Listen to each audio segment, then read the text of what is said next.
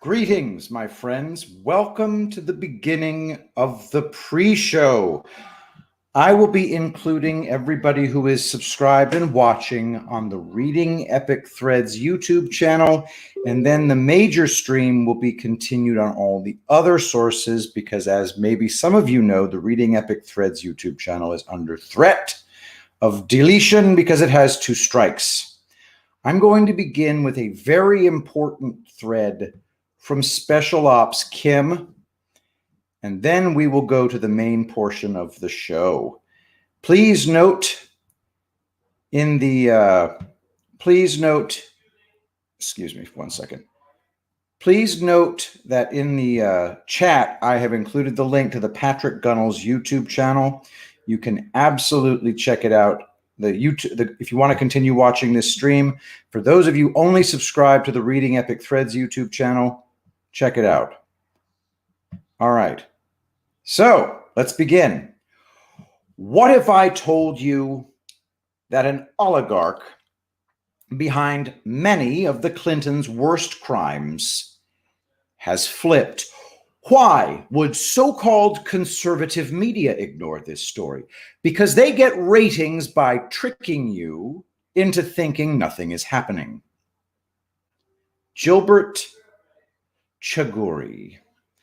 Lebanese and Nigerian billionaire Gilbert Chagoury, who illegally funded the Clintons' campaigns from 1996 to 2016, reached a secret agreement with the Department of Justice to provide, quote, unique cooperation in October 2019. His cooperation was kept secret until 2 weeks ago. I will be producing this thread today, but many of the side cases from this that I will post later threads on details of those cases. But Chagoury connects to so many swampy crimes, including the setup of Republicans, to gain leverage over them. The Chagoury case ties so many issues together. It is a thread that, when pulled upon, unravels so many cases. Clinton cash, Epstein, Spygate, the Mark Rich pardon, the extractive industries corruption, and banks enabling money laundering for criminals and terrorists. Unfortunately, the swampy media has not covered the story because it poses a real danger to everyone in the swamp. You'd think Fox News commentators would note the cooperation of a guy connected to terrorists who pledged $1 billion to the Clinton Global Initiative. You must understand that the swamp is bipartisan. Media on both sides of the aisle devote most of their time to making their side think it is the other side that is corrupt.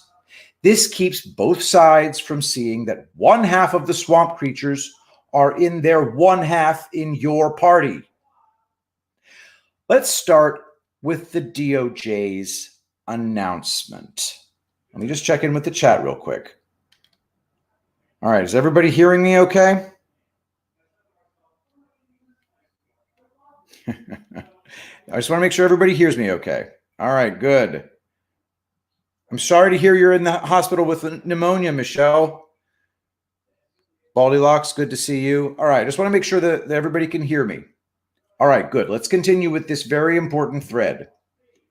Let's start with the DOJ's announcement. Gilbert Chagoury flipped against the swamp and is providing unique cooperation according to the DOJ documents: crimes, illegal donations, and loans to members of Congress, presidential candidates, and cabinet officials.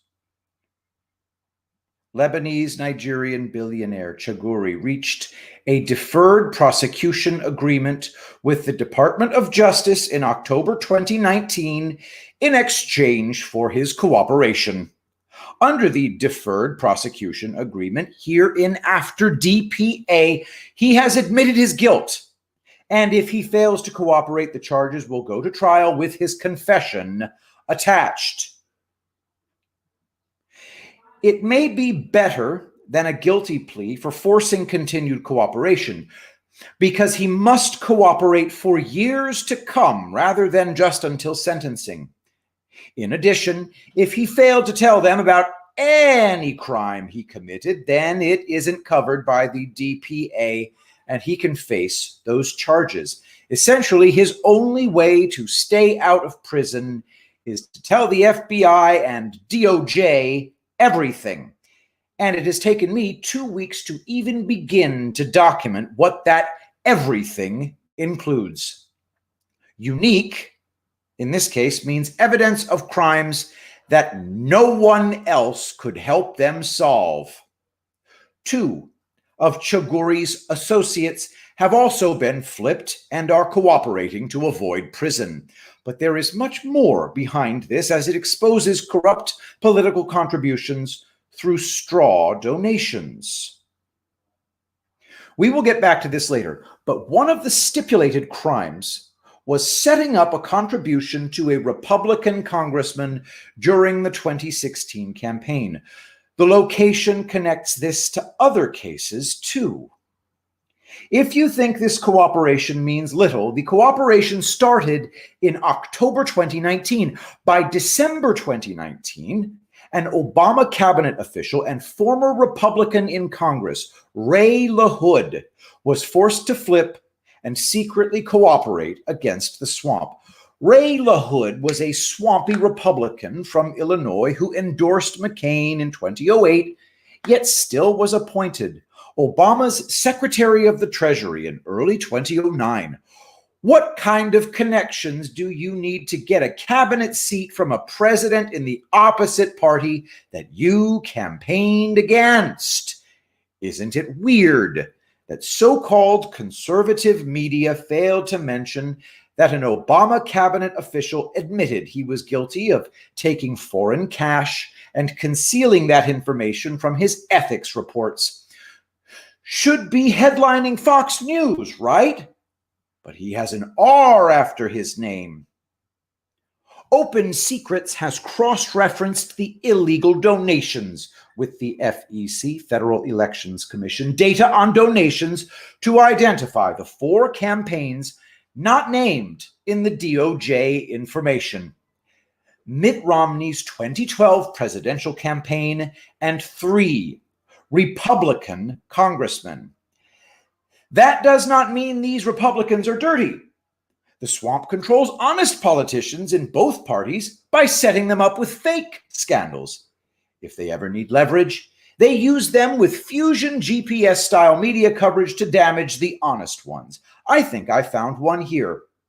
That 2016 donation in Los Angeles, it is likely that it went to California Republican Darrell Issa, the chairman who hunted down the truth on Benghazi, the IRS Tea Party, and Fast and Furious scandals.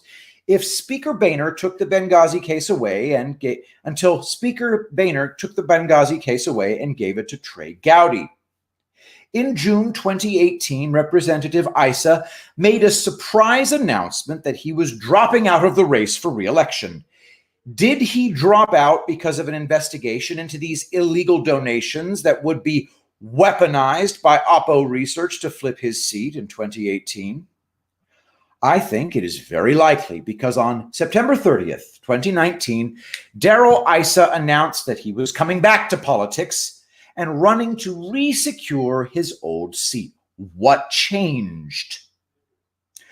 Chaguri signed his DPA on December 21st, 2019. Several weeks earlier, his attorneys would have provided a proffer of his cooperation. The timing makes it very likely that Chaguri proffered that he had set up Issa by making the illegal donations so they could be used against one of Hillary's enemies in Congress. As soon as the FBI cleared him, Issa announced his return to politics. By specifying details of only Republicans, this baits the media into covering the story a little.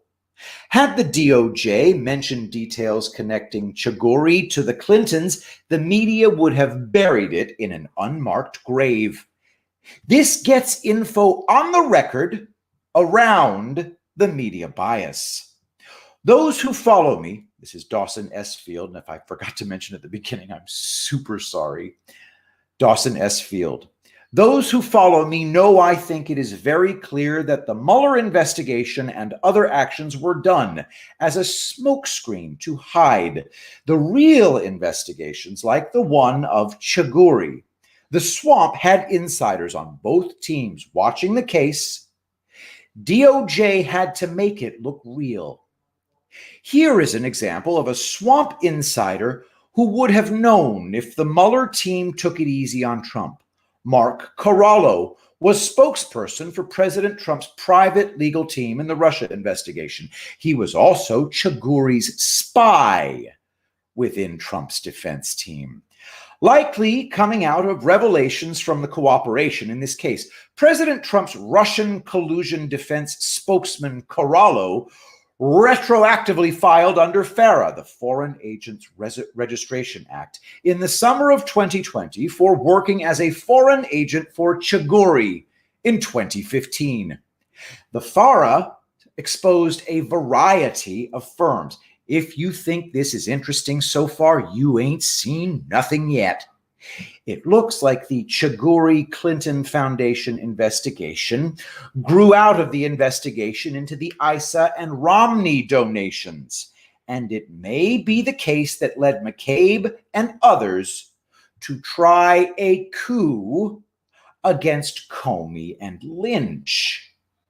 The Chagoury case was resolved in Los Angeles, where the DOJ was following another public corruption case that led to the Clinton Foundation. It looks like the unrelated public corruption case was the donations to Republicans in 2012 through 2016, outlined in this cooperation announcement. All right, and here's the cooperation announcement. However, according to the Journal, FBI Field Office, Los Angeles, Washington, D.C., and Little Rock have been on the charity for, it's all clipped off. Never mind. Moving on. We learned in October 2016 that the Clinton Foundation was under investigation. The Los Angeles investigation of the Clinton Foundation coming from that unrelated public corruption case. In February 2016, DOJ lawyers were trying to block FBI agents from investigating it. We learned this because the Wall Street Journal published a story claiming that FBI Deputy Director Andrew McCabe was blocking those investigations of the Clinton Foundation because of donations from Terry McAuliffe to McCabe's wife's campaign. McCabe was busted.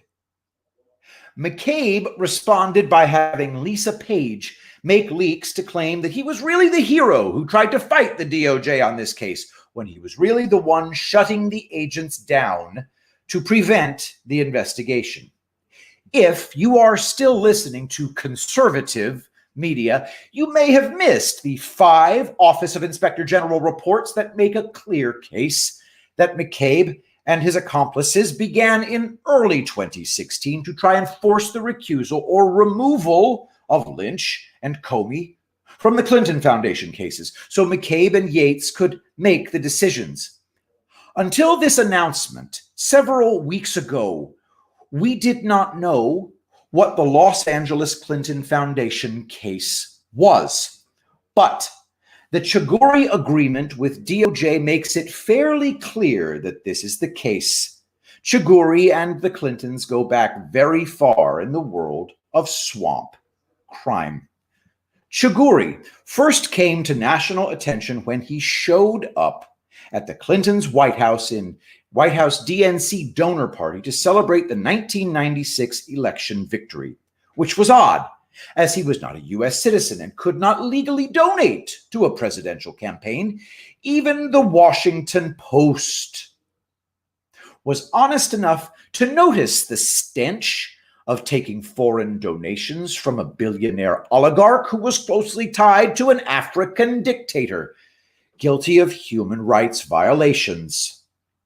The donations were laundered through Vote Now 96, a tax-exempt, supposedly nonpartisan group that was used as a DNC slush fund.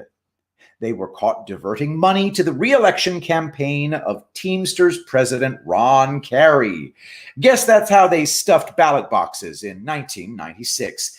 If you follow the Clintons, you won't be surprised to see that Ickes, McAuliffe, and Lanny Davis were involved in this fundraising perk to illegal donors. But few people know Mark Weiner, the DNC fundraiser who arranged Chagoury's donations and his access to the Clinton White House. Mark Weiner got his first job in politics in 1976, being personally hired by Hillary Rodham Clinton to work on the Jimmy Carter campaign. By 1980, he was raking in swampy money, providing T-shirts and other merchandise for the Democratic candidates and the DNC convention. Vote Now 96 was also implicated in a variety of shady donations, but of course, the Janet Reno DOJ didn't prosecute anyone for those crimes. I guess you won't also be surprised to find Clinton lawyers Robert F. Bauer involved in this case, along with the late Henry Cisneros. It had all the Clintonite swamp creatures generating funds for the 1996 election. So, what was Chagoury trying to buy with his access to the Clinton White House? A reduction in U.S. sanctions against Nigeria because Chagoury's ally, General Abak, was enabling drug smuggling and hanging political opponents. Gilbert Chagoury was the ultimate swamp creature in Nigeria under Abacha and was working to integrate that with the swamp in Washington, D.C. How did he get his access? Through Mark Warner using Jesse Jackson. Gaining access to the Clinton NSA National Security Advisor James Steinberg and Susan Rice. Note, Mark Weiner was the money-funding Jesse Jackson's coalition in the 1990s. The effort focused on accusing large corporations of racism, then shaking them down for contributions and consulting contracts to help the corporations appear woke. It may explain a lot, but not today. Apparently, Steinberg and Rice were not very pliable to Abacha's interests when they met with Chagoury. Jackson claimed not to know that his sponsor Weiner was also getting funding for the DNC's off-books election efforts from Chagoury to get access to the Clinton White House. Susan Rice had moved to the State Department and secret meetings were held with the Nigerians in Geneva. Someone invited Chagoury, but State didn't give Nigeria what it wanted. So, Clinton brought in swamp creature Congressman Bill Richardson to handle private negotiations with Chagoury. Chagoury became a billionaire because of corruption. His parents emigrated to Nigeria from Lebanon, and after college, he and his brother began engaging in corrupt business building infrastructure in Nigeria. Corruption is infrastructure. Gilbert and his brother Ronald built a multi-billion-dollar fortune controlling key industries and making friends with swamp creatures all over the planet. He stayed out of trouble for many decades until his luck ran out in 1998. Chagoury became very wealthy by being the primary corruption conduit for General Abacha, which came crashing down when Abacha died in 1998. Don't worry, he's still making money off of that corruption today. Wikipedia will disappear this, but their site even admits that this foreign oligarch who illegally donated to candidates has funded the election campaigns of both Bill and Hillary Clinton, which is illegal for a foreigner to do, and Dems have spent 5 years calling that treason. In 2010, PBS's Frontline did a good article on Gilbert Chagoury and his corruption.